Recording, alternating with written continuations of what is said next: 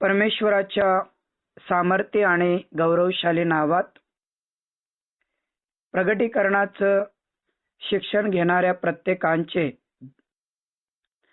मी pastor Amar Kumar दिवे स्वागत करत आहे. आज परत एकदा परमेश्वराचं वचन तुम्हापर्यंत घेऊन येण्याची देवाने मला एक सुंदरशी संधी दिली, याबद्दल मी प्रभूची स्तुती करतो. कालच्या संदेशातून आपण एक अद्भुत गोष्टी पाहिल्यात की देव न्याय करणार. तर जे सुखलोकात किंवा अधोलोकात असणाऱ्यांचाही देवाने न्याय केला. त्यानंतर 1000 वर्ष या पृथ्वीवर जे लोक होते ज्यांनी आपल्या हातावर आणि आपल्या कपाळावर शिक्का घेतला नाही त्यांचा, आणि ज्यांनी आपल्या हातावर आणि कपाळावर शिक्का घेतला त्यांचाही देवाने न्याय केलेला आपण पाहिला. आणि ज्या लोकांना सत्य माहिती असून, सत्याची ओळख असून जे देवापासून दूर गेलेत, अशा प्रत्येक व्यक्तीचा न्याय परमेश्वराने केलेला आहे. हे कालच्या संदेशातून आपण पाहिलेलं आहे. आज आपण परत एकदा तेच वचन आपण बघूया. माझ्या बरोबर तुम्ही प्रगटीकरणाचं पुस्तक अध्याय 20 आणि वचन 11 आणि वचन 12. आजचा माझा जो विषय आहे तो विषय आहे जगात असणारं पुस्तक. जगात असणारं पुस्तक हा माझा विषय आहे. आणि तो विषय का घेतला मी हे वचन वाचल्यानंतर तुम्हाला सांगतो. नंतर मोठे पांढरे राजासन व त्यावर बसलेला एक जण माझ्या दृष्टीस पडला. त्याच्या तोंडापुढून पृथ्वी व आकाश हे पळाले आणि त्याकरिता ठिकाण उरले नाही. मग मृत्यू झालेल्या लहान थोरांना मी देवाच्या राजासनापुढे उभे राहिलेले पाहिले. आणि त्यावेळीस पुस्तके उघडली गेली. तेव्हा दुसरं एक पुस्तक उघडलं गेलं. ते जीवनाचे होते आणि त्या पुस्तकात जे लिहिलेले होते त्यावरून मृतांचा न्याय ज्याच्या त्याच्या कृत्याप्रमाणे ठरवण्यात आला. म्हणजे या ठिकाणी 2 प्रकारचे पुस्तकं आपल्याला दिसत आहे. कारण मग मृत्यू झालेल्या लहान थोरांना मी राजासनाच्या पुढे उभे राहिलेले पाहिले. असा कोण म्हणतो? जो पात्मा नावाच्या बेटावर अतिशय पीडा, अतिशय दुःख, अतिशय वेदना सहन करणारा प्रभूचा आवडता सेवक योहान. आणि योहान पात्मा नावाच्या बेटावर काळ्या पाण्याची शिक्षा भोगत असताना तो मरावं म्हणून कितीतरी हालाचे बेहाल त्याचे केलेत. त्याला उलट तरी टांगलं, उपाशी तरी ठेवलं, वेगवेगळ्या प्रकारचे हाल त्याचे केले, तरी तो मृत्यू पावलेला नाही. अशा परिस्थितीत स्वर्गातील पित्याने त्याला प्रगटीकरणाचं दर्शन दिलं. आणि जे काही मी तुला सांगत आहे ते तू लिही. आणि म्हणून त्या ठिकाणी परमेश्वर त्याला ज्या गोष्टी दाखवत आहे त्या एक एक गोष्ट पात्मा नावाच्या बेटावर असणारा हा जो योहान आहे तो लिहित आहे. आणि तो या ठिकाणी म्हणत आहे, काय म्हणत आहे की नंतर मी एक पांढरे राजासन पाहिले आणि त्यावर बसलेला एक जण माझ्या दृष्टीस पडला. आणि त्याच्या तोंडापुढून पृथ्वी पण पळाली आणि आकाश पण पळाला आणि त्यांच्याकरता कोणत्याही प्रकारचं ठिकाण उरलं नाही. म्हणजे ज्या आकाशाखाली आज आपण आहोत, ज्या पृथ्वीवर आज आपण बसलेले आहोत, ते सर्व उठून पळाले. त्यांच्याकरिता ठिकाण उरलेलं नाही. मग मृत्यू झालेले लहान मोठे देवाच्या पुढे उभे राहिले. मग आता आकाश पण तिथे नाही, पृथ्वी पण तिथे नाही. याचा मतलब देवाने 21 महाभयंकर पीडा पाठवून 7 करण्यांच्या पीडा आल्यात, 7 वाट्यांच्या पीडा आल्यात, 7 शिक्क्यांच्या पिढा आल्यात. अशा 21 पिढा पाठवून परमेश्वराने या पृथ्वीला आणि पृथ्वीवर असणाऱ्या प्रत्येकांचा नायनाट देवाने केलेला आहे. आणि प्रत्येकांचा नायनाट केल्याच्या नंतर आता आकाश पण नाही, पृथ्वी पण नाही, समुद्र पण नाही, फळ पण नाही, प्राणी पण नाही आणि जिवंत मानव पण नाही. मग मृत्यू झालेले प्रत्येक लहान मोठे शरीराने नाही, कारण मातीतलं शरीर कोणाला मिळालं? मातीला मिळालं. आता देवाकडे गेलेला आत्मा जो आहे ते आत्मिक दृष्टीने सगळेच्या सगळे बाहेर आलेत. आणि बाहेर आल्याच्या नंतर लहान आणि मोठे सर्वच्या सर्व देवाच्या पुढे पांढऱ्या राजासन जे त्या योहानाने पाहिलं त्याच्या पुढे उभे राहिलेत. आणि कोण उभे राहिलेत? तर वचन 12, मृत्यू पावलेले, म्हणजे शरीराने नाही, मृत्यू पावलेले प्रत्येक लहान मोठे आत्मे देवाच्या पुढे उभे राहिलेत. आता या ठिकाणी परमेश्वर त्यांचा न्याय करत आहे. आणि न्याय कोणत्या कोणत्या लोकांचा करत आहे ते तर काल आपण पाहिलं. सुखलोकात असणाऱ्या लोकांचा न्याय केला, अधोलोकात असणाऱ्यांचा न्याय केला. 1000 वर्ष जे प्रभू बरोबर राहिले त्यांचा न्याय केला.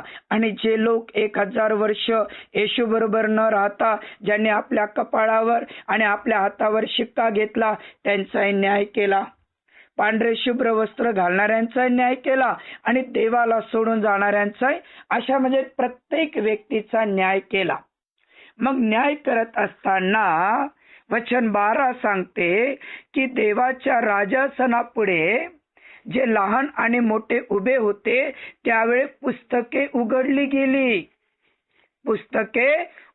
गेली. आणि त्यानंतर दुसरा शब्द कोणता वापरला? त्यानंतर दुसरे एक पुस्तके उघडले गेले आणि ते जीवनाचे होते. मग दुसरं पुस्तक कोणतं आहे? जीवनाचं आहे. मग त्याबद्दलचा विचार आपण उद्या करू. मग पहिलं पुस्तक कोणतं आहे? पहिलं पुस्तक कोणतं आहे? जगाचं आहे. बरोबर आहे ना? पहिलं पुस्तक जे आहे, जे लोक जगात राहिले, जे लोक जगात जीवन जगलेले आहेत त्यांच्या नावाचं पुस्तक आहे. आणि जगाबद्दल देवाने काय सांगितलं? योहानाचं पहिलं पत्र अध्याय 2 आणि वचन 15 ते 17 पहा बरं काय सांगितलं. जगाबद्दल काय सांगितलं? योहानाचं पहिलं पत्र अध्याय 2 आणि 15 ते 17 मध्ये काय सांगितलं? जगावर आणि जगातल्या गोष्टीवरती तुम्ही प्रीती करू नका. जगावर आणि जगातल्या गोष्टीवर तुम्ही प्रीती करू नका, कारण जो जगावर प्रीती करतो त्याच्या ठाई स्वर्गातील पित्याची प्रीती राहत नाही. जगात काय आहे? नंबर 1 देहाची वासना, नंबर 2 डोळ्याची वासना आणि नंबर 3 संसाराची चिंता.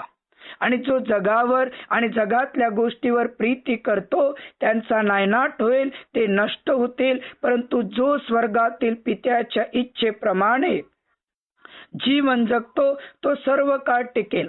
मग जगावर प्रीती करू नका ही देवाची आज्ञा आहे. का बरं जगावर प्रीती करू नका?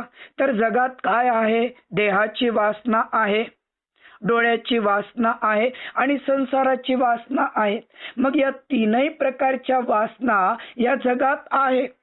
मग डोळ्याची वासना आपल्यात नको, देहाची वासना आपल्यात नको आणि संसाराच्या कोणत्याही प्रकारच्या चिंता आपल्यात नको, अशी देवाची इच्छा आहे, अशी देवाची आज्ञा आहे. आणि मग जे लोक जगात राहून देवाचं वचन माहिती असताना, देवाचं वचनाची ओळख असताना जे जगात राहून जगावर आणि जगातल्या गोष्टीवरती प्रीती केली असेल, तर या प्रत्येक व्यक्तीचा हिशोब घेण्यासाठी एक जगाचं पुस्तक देवापाशी आहे. आणि मग ते जगाचं पुस्तक जेव्हा देवाने उघडलेलं आहे, तर जगात कोणकोणत्या गोष्टी आपण केल्या, कोणकोणत्या गोष्टीला आपण प्राधान्य दिलं, त्या सर्वच्या सर्व गोष्टी त्यामध्ये लिहिलेल्या आहेत. कारण पुस्तके उघडली गेली आणि दुसरं पुस्तक आहे जीवनाचं. आता जीवनाचं पुस्तक कोणासाठी आहे? जे जीवनाच्या मार्गाने चालत आहेत, जे जिवंत देवाच्या भयामध्ये, जिवंत देवाच्या आज्ञेमध्ये आहेत, ते आहे जीवनाचं पुस्तक. मग मरणाचं पुस्तक, नाशाचं पुस्तक कुठलं आहे? ते जगाचं पुस्तक आहे. म्हणजे जगात ख्रिस्ती विश्वासी लोकांनी कोणकोणत्या गोष्टी जास्त महत्व दिलेले आहेत, कोणत्या गोष्टीला जास्त प्राधान्य दिलेलं आहे, त्या सगळ्या गोष्टी त्या पुस्तकात लिहिलेल्या आहेत. आता राजासनापुढे तर लहानपण आहे, मोठेपण आहे, तरुण पण आहेत, वयोवृद्ध पण आहे. ज्या अवस्थेत आपण मृत्यू पावलो, ज्या अवस्थेत आपण जग सोडून गेलो, ते प्रत्येक व्यक्ती देवाच्या पुढं आहे. आणि परमेश्वराच्या पुढं असल्यामुळं जगात असताना ज्या ज्या गोष्टी मनुष्याने केलेल्या आहेत, कदाचित तो विसरला असेल, परंतु देव विसरला का? नाही. मानव कदाचित विसरण्याचा प्रयत्न करत असेल, पण देव विसरणार का? नाही. आणि म्हणून मत्तईकृत शुभवर्तमान अध्याय 12 आणि वचन 36 आणि 37 तुम्ही माझ्या बरोबर काढा. मत्तई 12, 36 आणि 37 या ठिकाणी येशूने काय म्हटले? मी तुम्हाला सांगतो की माणसे जो जो व्यर्थ शब्द बोलतील त्याचा हिशोब त्यांना न्यायाच्या दिवशी द्यावा लागेल. कारण तू आपल्या बोलण्यावरून दोषी, निर्दोषी आणि आपल्या बोलण्यावरून दोषी ठरशील. आता माणसे जो जो व्यर्थ शब्द बोलतात तो मनुष्य विसरला. फोनवर व्यर्थ बोलला असेल, भांडणात व्यर्थ बोलला असेल, दोस्त मित्रात व्यर्थ बोलला असेल, त्याच्या बिझनेसमध्ये, त्याच्या व्यवसायामध्ये वेगवेगळ्या प्रकारच्या व्यर्थ बोलला असेल. परंतु प्रत्येक माणसाला प्रत्येक व्यर्थ शब्दाचा हिशोब त्याला कधी द्यायचा आहे? न्यायाच्या दिवशी. कधी द्यायचा आहे? न्यायाच्या दिवशी. आणि हे जे मत्तई 12 आणि 36 आणि 37 वचन परमेश्वराने पृथ्वीवर असताना प्रत्येक मानवासाठी दिलं. आणि प्रत्येक मानवासाठी दिलं आणि प्रत्येक मानवाला सांगितलं की तुम्ही सत्य बोला, तुमच्या मुखातून सत्य शब्द निघू द्या, तुम्ही सत्य वचनावर विश्वास ठेवा, सत्याच्या मार्गाने चाला. परंतु मानव जर व्यर्थ बोलत असेल, व्यर्थ सांगत असेल, व्यर्थ शब्द आपल्या मुखातून बाहेर काढत असेल, तर आज कितीही तुम्ही व्यर्थ बोलले काही फरक पडणार नाही. आज कितीही तुम्ही चुकीचं बोलले काही फरक पडणार नाही. आज तुम्ही कितीही दटावून, रागावून आपली बाजू मांडण्याचा प्रयत्न केला काही फरक पडत नाही. पण फरक कधी पडणार? की ज्यावेळेस आकाश आणि पृथ्वी सर्व नष्ट होईल, मानव आणि जग आणि जगातल्या प्रत्येक गोष्टी ज्यावेळेस नष्ट होईल, त्यावेळेस प्रत्येक व्यक्तीला जेव्हा परमेश्वराच्या पुढे उभं राहण्याची वेळ येईल, जिवंत देवाच्या पुढे उभं राहायची वेळ येईल, त्यावेळेस प्रत्येक व्यर्थ आणि व्यर्थ बोललेले प्रत्येक शब्द न शब्द जे जिवंत देवाकडे होते, जिवंत देवाने लिहून ठेवलेले होते, जिवंत देवाने त्याची नोंद केलेली आहे, आता न्यायाच्या दिवशी. आता बघा ना, प्रगटी 20:12 प्रत्येक लहान मोठे आता कोणाच्या पुढे उभे आहे? परमेश्वराच्या पुढे उभे आहेत, जिवंत देवाच्या पुढे उभे आहेत. आणि आता पुस्तके उघडल्या गेलेली आहेत. पुस्तके उघडल्या गेलेली आहे. म्हणजे जगात व्यर्थ बोलणं, खोटं बोलणं, शिवीगाळ करणं, निंदा करणं, चहाडी करणं, व्यर्थ भाषा बोलणं, रेटून बोलणं, या प्रत्येक गोष्टीचा हिशोब आता परमेश्वर न्यायाच्या दिवशी घेत आहे. म्हणजे हे जे पहिलं पुस्तक आहे प्रियांनो, हे जगाचं पुस्तक आहे.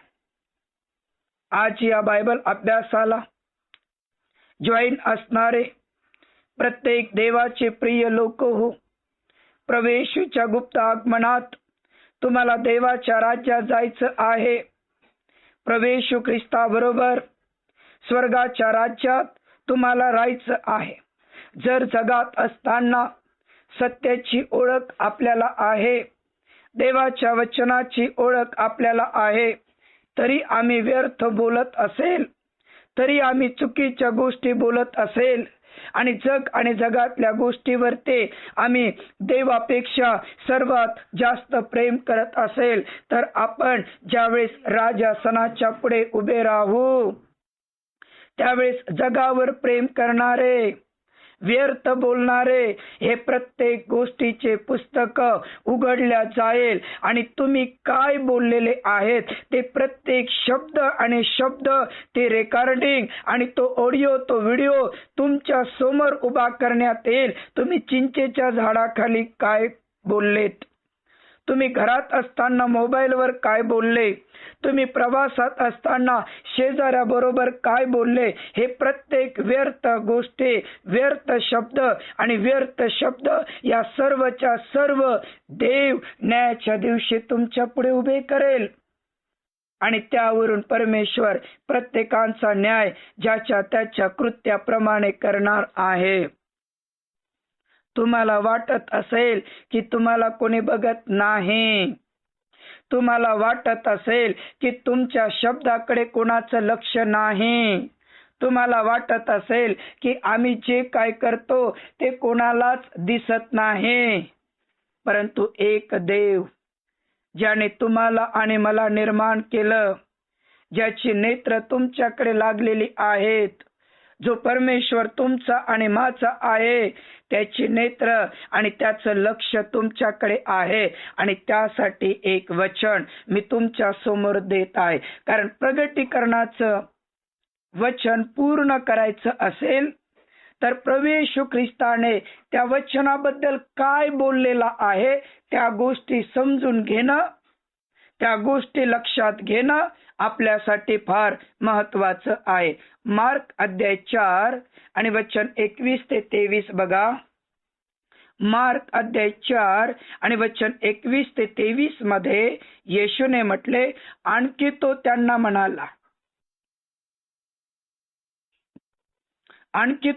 म्हणाला, दिवा मापाखाली किंवा पलंगाखाली ठेवण्यात आणतात काय?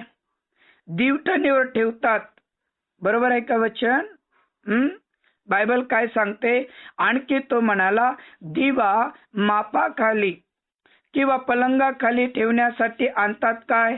नाही, दिवटणीवर ठेवावा म्हणून आणतात, कारण उघडकीस येऊ नये अशा हेतूने काही झाकलेले नाही आणि प्रसिद्ध होऊ नये अशा हेतूने काही गुप्त राखलेले नाही. कोणाला ऐकण्यास कान असेल तर तो ऐको. आता बघा, या ठिकाणी प्रभू येशूने एका दिव्याचं उदाहरण दिलेलं आहे. दिव्याचं काम काय आहे? जिथं अंधार आहे तिथं दिवा लावल्याच्या नंतर अंधार नष्ट होतो आणि घरात प्रकाश येतो. मग कोणी जर दिवा लावला लाईट गेल्याच्या नंतर किंवा अंधार पडल्याच्या नंतर, कोणी तो दिवा पलंगाखाली ठेवतील का? नाही ठेवणार. कोणी तो मापाखाली ठेवणार का? नाही ठेवणार. म्हणजे दिवा मापाखाली पण ठेवता येत नाही. माप म्हणजे काय? जसं गहू मोजण्याचं माप, बाजरी मोजण्याचं जे माप आहे ना, त्याला म्हणतात. मग कोणी मापाखाली झाकून ठेवत नाही, कोणी पलंगाखाली ठेवत नाही, तर दिवटणीवर ठेवतात, यासाठी की घरातल्यांनाही तो प्रकाश दिसावा आणि अंगणात येणाऱ्या लोकांनाही प्रकाश दिसावा. म्हणून येशूने वचन 22 मध्ये बोलला, उघडकीस येऊ नये अशा हेतूने परमेश्वराच्या दृष्टीने काहीही झाकलेलं नाही आणि मला कळणार नाही असं काहीही गुप्त राहिलेलं नाही. म्हणजे परमेश्वराच्या दृष्टीने प्रत्येक पूर्व पश्चिम उत्तर दक्षिण कडला प्रत्येक मनुष्य जो आहे तो लपू शकत नाही. तुम्ही देवावर किती प्रेम करता, तुम्ही जगावर किती प्रेम करता, तुम्ही देवाच्या आज्ञेचं किती पालन करता, तुम्ही देवाच्या आज्ञेचं किती उल्लंघन करता, या प्रत्येक गोष्टी जे आहे परमेश्वराच्या पुढे उघड आणि उघड आहे. कोणी दिवा मापाखाली ठेवत नाही ना, कोणी दिवा पलंगाखाली ठेवत नाही ना. मग त्या प्रकाशाच्या पुढे कोणतीच वस्तू लपून राहत नाही. तशाच प्रकारे प्रभू येशू ख्रिस्ताच्या दृष्टीपुढे, येशूच्या नजरेपुढे कुठलीच गोष्ट लपून राहू शकत नाही. जर तुम्ही जगात असताना देवाच्या विरुद्धामध्ये पाप केलं असेल, जगावर आणि जगातल्या गोष्टीला जास्त प्राधान्य दिलं असेल, जगातल्या सर्व चिंता तुम्ही स्वतःकडे वाहून घेतल्या असेल, तर या प्रत्येक गोष्टी जे आहेत त्या जगाच्या पुस्तकामध्ये लिहिलेल्या आहेत, देवाने लिहून ठेवलेल्या आहेत. तुम्ही विसरण्याचं सोंग घेऊ शकता, तुम्ही म्हणू शकता की मला आठवत नाही, परंतु ज्या देवाने तुम्हाला आणि मला घडवलं, ज्या देवाने तुम्हाला आणि मला बनवलं, त्या परमेश्वराच्या दृष्टीने कोणतीच गोष्ट झाकून राहत नाही आणि कोणतीच गोष्ट लपून राहत नाही. कारण परमेश्वराच्या दृष्टीने प्रत्येक गोष्ट उघडकीस आहे, प्रत्येक गोष्ट उघडकीस आहे, हे तुम्ही विसरू नका. परमेश्वर प्रत्येक हालचालीकडे तुमचं लक्ष आहे. तुम्ही नजरेनं केलेलं पाप सुद्धा देवाने लिहून ठेवलं, तुम्ही शब्दाने केलेलं पाप सुद्धा देवाने लिहून ठेवलं, तुम्ही विचाराने केलेलं पाप सुद्धा देवाने लिहून ठेवलं. म्हणून लहान मोठे प्रगटी 20 आणि वचन 12 मध्ये जेव्हा देवाच्या पुढे उभे राहिले, तेव्हा पहिलं जगाचं पुस्तक, जगातल्या गोष्टीवर प्रेम करणारं पुस्तक, जग आणि जगातल्या वासनेच्या इच्छेप्रमाणे जीवन जगणाऱ्या लोकांचं पहिलं पुस्तक त्यांनी उघडलेलं आहे. कारण परमेश्वराच्या दृष्टीपुढून काहीही झाकत नाही, देवाच्या दृष्टीपुढून काही झाकत नाही. त्यासाठी परत एक वचन मी तुमच्या समोर देत आहे. चला, इब्री लोकास पत्र अध्याय 4 आणि वचन 12 आणि वचन 13 कडे आपण आपलं लक्ष लावूया. इब्री 4, 12 आणि 13 कडे आपण आपलं लक्ष केंद्रित करण्याचा प्रयत्न करूया. कारण देवाचे वचन सजीव, सक्रिय, कोणत्याही दुधारी तलवारीपेक्षा तीक्ष्ण असून, कारण देवाचं वचन सजीव, सक्रिय, कोणत्याही दुधारी तलवारीपेक्षा तीक्ष्ण असून जीव, आत्मा, सांधे, मज्जा यांना भेदून आरपार जाणारे आणि मनातील विचार व हेतू यांचं परीक्षक असे आहे. वचन 13, त्याच्या दृष्टीला अदृश्य अशी कोणतीही निर्मिती नाही, तर त्याच्या बरोबर आपला संबंध आहे. त्याच्या दृष्टीला सर्व उघड आणि सर्व काही प्रगट केलेला आहे. सर्व काही उघड आणि सर्व काही प्रगट केलेलं आहे. म्हणजे देवाचं वचन पण आपल्याला शोधून काढते आणि परमेश्वराची नेत्र सुद्धा आपल्याला शोधून काढत आहे.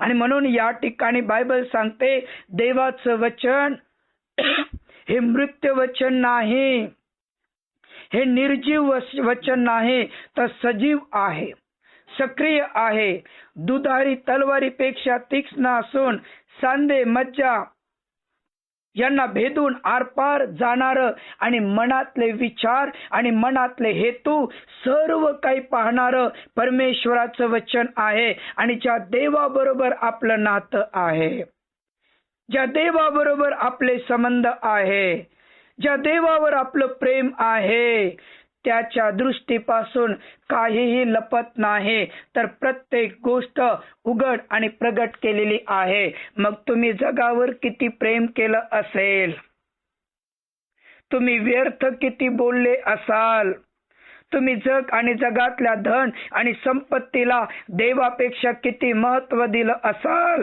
या प्रत्येक गोष्टीची नोंद त्या जगाच्या पुस्तकात देवानं तुमच्या नावाची केली असेल, तर कसं आम्ही देवाच्या घरात जाऊ शकतो, कसं आम्ही देवाचं राज्य पाहू शकतो, कसं आम्ही देवाच्या गुप्त आगमनात परमेश्वराच्या राज्यात जाण्यासाठी स्वतःची तयारी करू शकतो. तुम्ही विचार करा ना प्रियांनो, तुम्हीच विचार करा ना. कारण देवाचं वचन हे सजीव नाही का, सक्रिय नाही का, दुधारी तलवारीपेक्षा तीक्ष्ण नाही का. अहो तो सांधे मज्जा हाड फोडून हृदयाचं परीक्षण आणि मनातले विचार जाणतो. कारण त्या देवाबरोबर तुमचं आणि माझं नातं आहे. तुमचं आणि माझं नातं आहे. त्या परमेश्वराच्या दृष्टीपासून काहीही लपलेलं नाही, काहीही लपलेलं नाही. तर ज्याच्या बरोबर आपले संबंध आहे त्याच्या दृष्टीपुढून सर्व उघड आणि सर्व काही प्रगट केलेलं आहे. सर्व उघड आणि सर्व काही प्रगट केलेलं आहे. कारण प्रत्येक व्यर्थ जीवन, प्रत्येक व्यर्थ भाषा, प्रत्येक व्यर्थ मार्ग, परमेश्वर न्यायाच्या दिवशी प्रत्येक व्यर्थ शब्दांचा, विचाराचा, जगण्याचा हिशोब तो घेणार आहे. कारण त्याच्याजवळ जगाचं एक पुस्तक आहे. आणि जिथं व्यर्थ शब्द आहे, जिथं व्यर्थ विचार आहे, जिथं व्यर्थ जीवन आहे, जिथं जग आणि जगातल्या गोष्टीवरती देवापेक्षा जास्त प्रेम आहे, त्या सर्वांची नोंद झालेली आहे. त्या प्रत्येक गोष्टी त्या ठिकाणी लिहिलेल्या आहेत. म्हणून परमेश्वराचे प्रिय लोक हो, ज्या देवाबरोबर आपले संबंध आहेत, ज्या देवाबरोबर आपले संबंध आहेत, त्या परमेश्वराच्या दृष्टीने काहीच लपत नाही. त्या परमेश्वराच्या दृष्टीने कोणत्याच गोष्टी आपल्यापासून दूर जात नाही. तर प्रत्येक गोष्ट परमेश्वराच्या पुढे उभे आहे. प्रत्येक गोष्ट परमेश्वराच्या पुढे उभे आहेत. प्रियांनो, याकडे आपल्याला दुर्लक्ष करता येत नाही. परत एक वचन आपण वाचन करूया. तिमोथेचं पहिलं पत्र अध्याय 5 आणि वचन 24 आणि 25 आम्हाला काय सांगते. तिमोथेचं पहिलं पत्र अध्याय 5 आणि वचन 24 आणि 25. कित्येक माणसांची पापे उघड असून, बघा, कित्येक माणसांची पापे उघड असून ती अगोदर न्यायनिवाडा करता जातात आणि कित्येकाची मागून जातात. त्याचप्रमाणे काही चांगली कृत्ये उघड आहेत आणि जी गुप्त आहेत तीही गुप्त राहू शकत नाही. आता या ठिकाणी कित्येक माणसाची पापे उघड असून ते अगोदर परमेश्वराकडे जातात आणि कित्येक माणसे जे मागून पाप करतात ते पण परमेश्वराकडे जातात. त्याचप्रमाणे काही चांगली कृत्य उघड आहे आणि काही वाईटही गोष्टी उघड आहे. परंतु कोणतीच गोष्ट परमेश्वराच्या दृष्टीने झाकून राहणार आहे का? कोणतीच गोष्ट झाकून राहणार आहे का? नाही. कित्येक माणसाची पाप तर उघड आहे आणि ती न्याय करण्यासाठी अगोदर देवाकडे गेलेली आहेत. कित्येक माणसाची पापे उघड आहेत आणि ती मागून गेलेली आहेत. त्याचप्रमाणे काही चांगली कृत्ये उघड आहेत आणि ती गुप्त आहेत, तीही गुप्त राहू शकत नाही. म्हणजे प्रत्येक गोष्ट परमेश्वराच्या दृष्टीने उघड आणि उघडच आहे. देवाच्या दृष्टीने प्रत्येक गोष्टी देव उघड आणि उघडच करणार आहे. माणसाला वाटते ज्याप्रमाणे एखादी मांजर एखाद्या ठिकाणी सी केल्याच्या नंतर ती घाण कोणाला दिसावं नाही म्हणून आपल्या पायाने माती घेते आणि झाकून ठेवण्याचा प्रयत्न करते. तिला काय वाटते? माझी घाण कोणी पाहिली नाही. त्यानंतर मांजरीचा दुसरा गुणधर्म काय आहे? ज्यावेळेस तुम्ही तिला दूध देता त्यावेळेस ती स्वतःच डोळे बंद करते आणि तिला असं वाटते की आता मला कोणीच बघत नाहीत, सगळेच आंधळे आहेत. हे मांजरीचे दोनही गुणधर्म दुसऱ्याला फसवत नाही, ती स्वतःलाच फसवत आहे. आपली घाण पण लपवण्याचा प्रयत्न करते. तिला वाटते मला कोणीच बघत नाही. आणि दूध पिताना ती स्वतःचे डोळे बंद करते. तिला वाटते मला कोणीच बघत नाही. आज मानवाची स्थिती कदाचित अशीच असायला पाहिजे. काही मानव खुल्लम खुल्ला जाणून बुजून वेगवेगळ्या प्रकारचे पाप करतात आणि त्यांना वाटते की देव मला पाहतच नाही. मी पश्चाताप केला, देवाने माझ्या पापांची काय केलेली आहे, क्षमा केलेली आहे. परत सकाळी त्याच गोष्टी करतात, परत आणि परत त्याच गोष्टी करतात आणि त्यांना असं वाटते की आम्हाला कोणी बघतच नाही, आम्हाला कोणी पाहू शकत नाही. परंतु प्रियांनो, मत्ते 12 आणि वचन 36 कडे परत एकदा लक्ष केंद्रित करतो. माणूस हे जो जो व्यर्थ शब्द बोलतील त्या प्रत्येक व्यर्थ शब्दाचा हिशोब कुठे आहे, कधी आहे?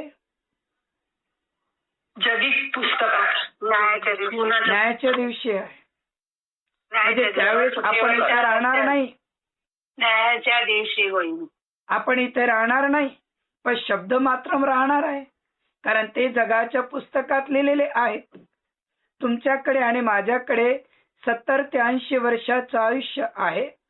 खोटं बोलणं, व्यर्थ बोलणं, निंदा करणं, वाईट बोलणं, हे करणं, ते करणं, ते करणं, हे करणं, या सगळ्या गोष्टी आपण केल्यात आणि विसरून गेलो, केल्यात आणि विसरून गेलो, केल्यात. पण त्याची नोंद परमेश्वराने जर केली असेल तर तुम्ही तरुण झालेत, त्यानंतर तुमचं लग्न झालं, त्यानंतर मध्यवय आलं, त्यानंतर म्हातारपण आलं आणि तुम्ही या जगातून गेलेले आहेत आणि तुम्हाला वाटते की बाबा मी येशूवरती विश्वास ठेवला, प्रार्थना केली, बायबल वाचन केलं, लेकरांचे पण बप्तिस्मा केले आणि आता देव कधी येऊ आणि मला देवाकडे घेऊन जाऊ. पण तुम्ही तरुण वयात कोणते व्यर्थ शब्द बोललेत, ते का बरं आपण विसरलो? संसारामध्ये असताना संसाराच्या गोष्टीसाठी किती आपण व्यर्थ बोललो, ते का आपण विसरलो? व्यवहारामध्ये कोणकोणत्या गोष्टी आपण केल्या, या सर्व ज्या गोष्टी आहेत त्या देव विसरला नाही. आपण बालपण विसरलो, तरुण वयात आलो. आपण तरुण वय विसरलो, मध्यवयात आलो. आपण मध्यवय विसरलो, कदाचित म्हातारपण आलो. आपले चारही प्रकारच्या पायऱ्या आपण चढत आहोत. परंतु आपण ज्या गोष्टी केलेल्या आहेत त्या प्रत्येक गोष्टीची नोंद पुसण्यात आली का? नाही. कधी पुसण्यात येईल की प्रभू माझ्याकडून पाहण्यात, बोलण्यात, विचार करण्यात माझ्याकडून झालेल्या पापांची प्रभू तू क्षमा कर देवा, तू मला क्षमा कर देवा, तुझ्या निष्कलंक आणि बहुमूल्य रक्ताने मला धुवून शुद्ध कर देवा. मी जगावर प्रेम केलं असेल, जगामध्ये देहाची वासना आहे, डोळ्याची वासना आहे, संसाराची वासना आहे आणि याच्यावर माझं प्रेम असेल, मी केलं असेल प्रभू, त्याची नोंद झाली असेल तर तू मला क्षमा कर. अशी ज्यावेळेस आपण पश्चाताप करतो तेव्हा जगाच्या पुस्तकात ज्या गोष्टी लिहिलेल्या असेल त्या देव काय करेल? पुसून टाकेल. परंतु आम्ही जर तशाच प्रकारचं ठेवत असेल तर मग आता प्रगटीकरणाचं पुस्तक अध्याय 20 आणि वचन 12 काय सांगते? नंतर मृत्यू झालेले लहान मोठ्यांना मी राजासनाच्या पुढे उभे राहिलेले पाहिले. मृत्यू झालेले, आकाश पण नाही, पृथ्वी पण नाही, समुद्र पण नाही, तुमचा कार, तुमचा बंगला, तुमचे मोबाईल, तुमचं घर, तुमचं दागदागिनं काहीच नाही.